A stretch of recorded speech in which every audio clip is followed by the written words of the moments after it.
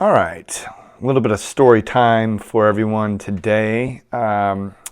This podcast is going to be reasons why I truly believe we need to build a more resilient home, community, and ultimately individual. I was working at one of my outpatient physical therapy jobs. One I really enjoyed. I was able to work one-on-one with people, which, in other podcasts, I'll go over other outpatient locations and where I was not one-on-one, which I think is complete BS and unfair to the patient and to the clinician.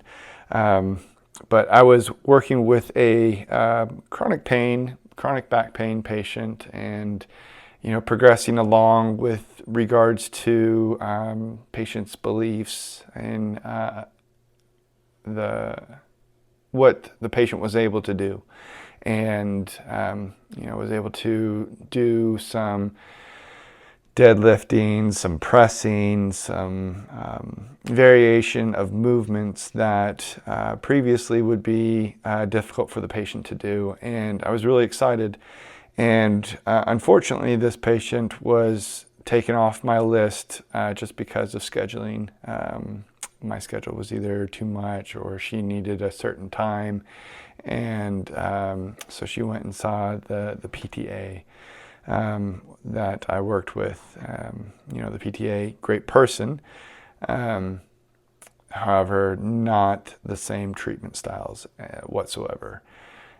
So I got the patient back after a couple of weeks. The schedules lined up again. I was able to see this patient again, and she came back, and I was able to read over some of the notes that the PTA had done with her. And unfortunately, instead of continuing my program that I had done with her, she went to trying to align pelvic asymmetries. And this, unfortunately, is not anything that is validated in the research. The notion that we're able to put people's hips back into place after finding with palpation, in other words, putting our hands on their pelvis and, oh, look at this, one hand is lower, so your hips must be off or your pelvis must be off. And so we do these torsions or muscle energy techniques in which, after doing so, voila, your hips are aligned and you should feel better. I was taught this in school, and I utilized it initially until, honestly, it just didn't seem right, didn't feel right, and was able to look into the research a little bit more, and found that, it is difficult for us to say with any sort of certainty that we can fix malalignments with any type of intervention, or that we can diagnose any type of malalignments with palpation or any type of tests or measures that we do. So this was quite a relief for me, so I stopped doing it. I at least stopped talking to people about their what I thought was going on with them and giving them some sort of diagnosis that made them believe that their back pain was because of asymmetries. And if I did come across people who had this belief, then I would like to discuss with them a little bit more in detail. Hey, what's going on? What makes you think that this is your problem? And they would go on to tell me that they were told by certain healthcare providers via X-rays or whatnot. And thankfully, the research has really found a way to help all of us who do read the research to know that these asymmetries are normal, and that they are not causative. In other words, they don't cause back pain, and that we can live a perfectly normal lifestyle with these asymmetries. So when I got her back from, a couple of weeks of dealing with laying down type of exercises, muscle energy techniques where they're trying to squeeze one side and push the other side away, and that would help align the pelvis. I was really disappointed, and I felt we had really let her down, and any type of progress that I had made with her was quickly melted away, as if she were an iceberg, and she got hit by all this global warming stuff that's going on, using this metaphor that she was built up with some movements and exercise that I was trying to do for her. She quickly melted away, and her pain had returned. And honestly, in reality, chronic pain, it is a tough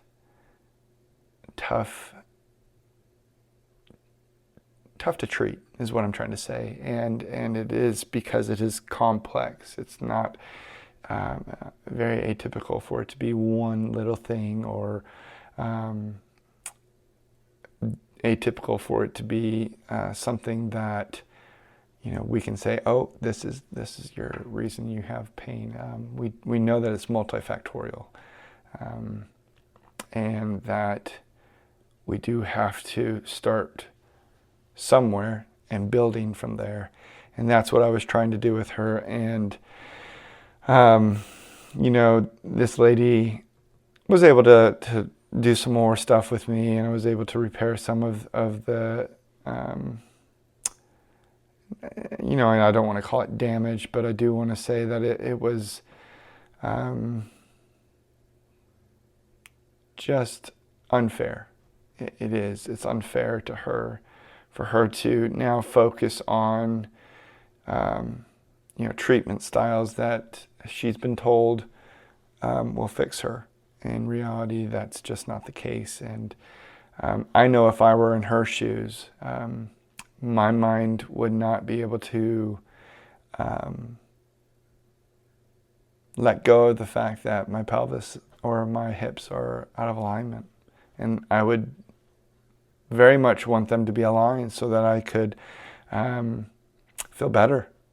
And oftentimes, the funny thing is, and it's usually almost always the case, even when we do these techniques, they do have a inhibitory effect. In other words, it helps decrease some pain because of the way that our body works when we move or exercise. So when we do these movements with individuals, what happens is when they get that pain inhibition or that decrease in pain, it just feeds their belief that it must be my hips, it must be my pelvis that are out of alignment. And it's just not the case. And so more than anything, I want to help people build resilience. I want them to be bigger than than what has been told to them, or diagnosis. And that's what I want to do with this podcast, is I want people to feel that they're stronger than their diagnosis, that they can overcome things that they've been told, or stories they've heard, or things that they're fearful of, and that their body is a wonderful healing organism that can certainly make it stronger, more robust, more resilient, and capable of achieving a wonderful life. Let me know if you have any questions.